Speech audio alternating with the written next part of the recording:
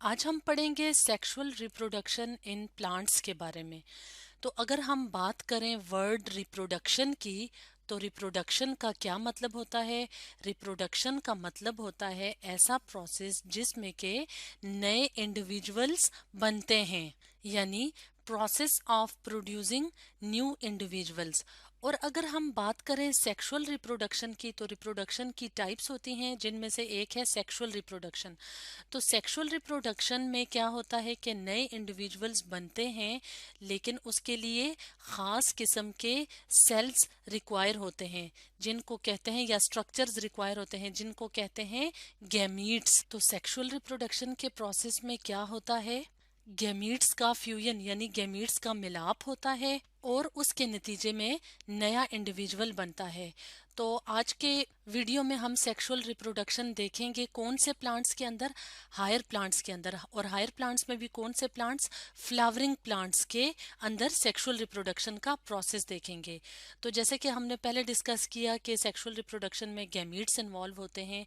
तो इस प्रोसेस में होता क्या है कि मेल गैमीट्स और फीमेल गैमीट्स का फ्यूजन होता है, और इस फ्यूजन के प्रोसेस को क्या कहते हैं? फर्टिलाइजेशन का प्रोसेस। तो फ्यूजन किसे कहते हैं? फ्यूजन का मतलब होता है मिलना या मिलाप होना। तो मेल और फीमेल गैमीट के मिलाप से फर्टिलाइजेशन का प्रोसेस होता है। और अगर हम इस डायग्राम की मदद से देखें, तो यहाँ पे एक फ्लावर दिखाया गया, और फ्लावर क्या है? फ्लावर प्लांट्स का रिप्रोडक्टिव स्ट्रक्चर होता है।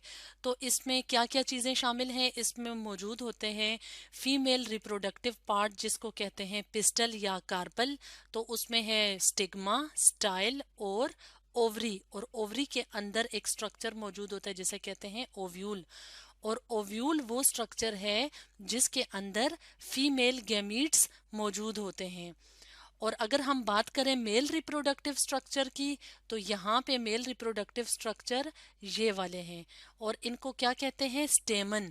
और स्टेमन के दो पार्ट होते हैं। इस वाले पार्ट को कहते हैं एंथर, और ये जो डंडी की तरह का स्ट्रक्चर है इसको कहते हैं फिलामेंट। तो एंथर के अंदर ये जैसे कि यहाँ पे नजर आ रहे छोटे छोटे दाने से बने हुए हैं, इसको क्या कहते हैं? पोलन या पोलन ग्रेन। तो पोलन ग्रेन के अंदर क्या होता है? मेल गैमीट या मेल गैमीट्स मौजूद होते हैं। तो फर्टिलाइजेशन के प्रोसेस के लिए क्या कैसे स्टार्ट होता है, यानी फर्टिलाइजेशन का प्रोसेस? तो पोलन ग्रेन्स यानी ये जो छोटे छोटे दाने हैं, ये जब एंथर से रिलीज होते हैं, यानी जब ये एंथर से निकलते हैं इस तरह, तो ये क्या करते हैं? ये कहाँ तक जाते हैं? ये जाते हैं फीमेल रिप्रोडक्टिव पार्ट तक। और फीमेल रिप्रोडक्टिव पार्ट में जो ये वाला पार्ट है, इसे क्या कहते हैं? स्टिग्मा। तो ये दाने जो ये ग्रेन्स है, ये यहाँ पे आके स्टिक हो जाते हैं, यानी चिपक जाते हैं। और ये चिपक क्यों जाते हैं? क्योंकि इनके अंदर जो मेल गैमीट्स हैं, उन्होंने कहाँ तक पहुंचना है? उन्होंने फीमेल गैमीट तक पहुंचना है। तो जब पोलन ग्रेन्स यहाँ तक आते हैं, तो वो क्या करते हैं? वो जर्मिनेट करते हैं। जर्मिनेट का क्या मतलब होता है? To develop. तो अगर हम एक और डायग्राम की मदद से देखें कि कैसे पोलन ग्रेन जब यहाँ तक पहुँचता है, तो उसमें फिर जर्मिनेशन के बाद फिर आगे क्या क्या होता है। और ये सारे स्टेप्स किसके हैं? सेक्सुअल रिप्रोडक्शन के। तो अगर हम इस डायग्राम की मदद से देखें, तो क्या है? यहाँ पे एक पोलन ग्रेन दिखाया गया है। अब जब पोलन ग्रेन स्टिग्मा तक आ जाता है, इसके साथ चिपक जाता है, तो क्या होगा? अब इसकी जर्मिनेशन का प्रोसेस होगा, और जर्मिनेशन के नतीजे में क्या होगा? पोलन ग्रेन से एक पोलन ट्यूब निकलेगी, और पोलन ट्यूब कहाँ तक जाएगी? ओवरी के अंदर मौजूद ओव्यूल्स तक। तो पोलन ग्रेन के अंदर क्या मौजूद होते हैं? Male gametes. और मेल गैमीट्स को क्या कहते हैं? स्पर्म्स या मेल न्यूक्लियाई।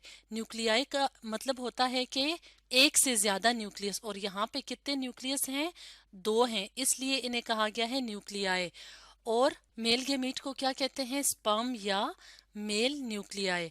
अब क्या होगा कि जैसे जैसे ये पोलन ट्यूब नीचे की तरफ जा रही है, वैसे वैसे स्पर्म या मेल न्यूक्लियाई नीचे की तरफ ट्रेवल कर रहे हैं।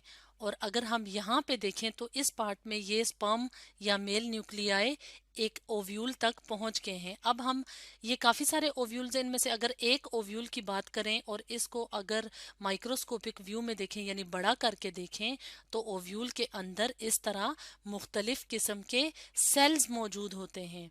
तो ये जो स्पर्म है जिसे हम मेल न्यूक्लियाई भी कहते हैं, तो ये क्या करता है, ये यहाँ तक जाता है और यहाँ से जैसे ये पोलन ट्यूब दिखाई गई है, तो अब ये स्पर्म या मेल न्यूक्लियाई यहाँ से एंटर होंगे। तो क्योंकि दो न्यूक्लियाई हैं, अब क्या होगा कि इनमें से जो एक न्यूक्लियस होगा या एक स्पर्म जो होगा वो यहाँ पे मौजूद एक सेल जिसको कहते हैं एग या फीमेल गैमीट। जैसे कि हमने यहाँ पे देखा था कि ओव्यूल के अंदर क्या मौजूद होता है, फीमेल गैमीट। तो यहाँ पे फीमेल गैमीट क्या है, एग। तो एक स्पर्म क्या करेगा, एग के साथ फ्यूज करेगा। तो जब स्पर्म और एग फ्यूज करेंगे तो एक और स्ट्रक्चर बनेगा जिसको कहते हैं जाइगोट। और स्पर्म और एग के इस मिलने के प्रोसेस को क्या कहते हैं, फर्टिलाइजेशन का प्रोसेस। जैसे कि हमने वीडियो के स्टार्ट में कहा था कि जब मेल गैमीट और फीमेल गैमीट मिलते हैं तो उस प्रोसेस को फर्टिलाइजेशन का प्रोसेस कहते हैं। तो स्पर्म और एग के मिलने से एक और स्ट्रक्चर बनता है जिसको कहते हैं जाइगोट। तो जाइगोट का एक सेल होता है जो साइज में स्पर्म या एग से बड़ा होता है। और जो यहाँ पे दूसरा न्यूक्लियस था वो क्या करेगा, वो यहाँ पे मौजूद एक सेल होता है जिसके अंदर दो न्यूक्लियस मौजूद होते हैं और इस स्ट्रक्चर को कहते हैं पोलर न्यूक्लियाई। यानी यहाँ पे क्योंकि दो न्यूक्लियस हैं तो इसलिए इसमें न्यूक्लियाई का वर्ड यूज किया गया है। तो ये एक जो न्यूक्लियस होगा वो तो एग के साथ फ्यूज कर रहा है, तो जो दूसरा न्यूक्लियस होगा वो यहाँ पे पहले से मौजूद जो दो न्यूक्लियाई हैं उनके साथ फ्यूज करेगा और क्या बनाएगा, ये बनाएगा एक स्ट्रक्चर जिसको कहते हैं एंडोस्पर्म। यहाँ पे एंडोस्पर्म बनेगा। और एंडोस्पर्म का क्या काम है, एंडोस्पर्म फूड प्रोवाइड करता है। एंडोस्पर्म किसे फूड प्रोवाइड करता है, एंडोस्पर्म फूड प्रोवाइड करता है यहाँ पे जो जाइगोट बना है। क्योंकि जाइगोट के अंदर मजीद ग्रोथ का प्रोसेस होना है और जाइगोट इसके बाद क्या करता है, जब जाइगोट एक दफा बन जाता है तो उसके अंदर डिवीजन्स का अमल या तकसीम का अमल शुरू हो जाता है। तो इसके लिए उसको खुराक की जरूरत होती है और ये खुराक कहाँ से आती है, एंडोस्पर्म से। तो इस तरह से जो सेक्सुअल रिप्रोडक्शन होती है इसे कहते हैं डबल फर्टिलाइजेशन का प्रोसेस। यानी इस तरह से जो फर्टिलाइजेशन होती है उसे कहते हैं डबल फर्टिलाइजेशन का प्रोसेस। डबल क्यों, क्योंकि इसमें क्या हुआ कि एक न्यूक्लियस जो है वो फ्यूज किया एग के साथ और जो दूसरा न्यूक्लियस था वो कहाँ पे आया, पोलर न्यूक्लियाई के साथ, और फ्यूज करके एंडोस्पर्म बनाया। तो इस तरह के प्रोसेस को कहते हैं डबल फर्टिलाइजेशन का प्रोसेस। तो जब जाइगोट बन जाता है तो उसके अंदर मजीद तकसीम का अमल होता है और एक और स्ट्रक्चर बनता है जिसको कहते हैं एम्ब्रियो। और एम्ब्रियो वो स्ट्रक्चर है जिससे बाद में पूरा इंडिविजुअल यानी पूरा प्लांट बनता है। तो जैसे यहाँ पे ग्रोथ का अमल जारी है तो क्या होता है, आहिस्ता आहिस्ता मुख्तलिफ चेंजेस आते हैं। अब क्योंकि ये पहले इसे हम ओव्यूल कहते थे, अब ये क्या है, ये फर्टिलाइज्ड ओव्यूल्स हैं या ये फर्टिलाइज्ड ओव्यूल है। और फर्टिलाइज्ड ओव्यूल को क्या कहते हैं, फर्टिलाइज्ड ओव्यूल को कहते हैं सीड। तो यहाँ पे सिर्फ हम क्योंकि एक ओव्यूल की बात कर रहे हैं इसलिए हमने कहा सीड, और फर्टिलाइज्ड ओव्यूल्स अगर होंगे तो उसे कहेंगे सीड्स। और जैसे जैसे सीड्स जो हैं वो बन रहे होते हैं तो वैसे वैसे क्या होता है, जो ओवरी का स्ट्रक्चर होता है वो भी तब्दील होता है। और अब इसे क्या कहते हैं, इसे कहते हैं राइपेंड ओवरी यानी कि पकी हुई ओवरी। और राइपेंड ओवरी को क्या कहते हैं, फ्रूट।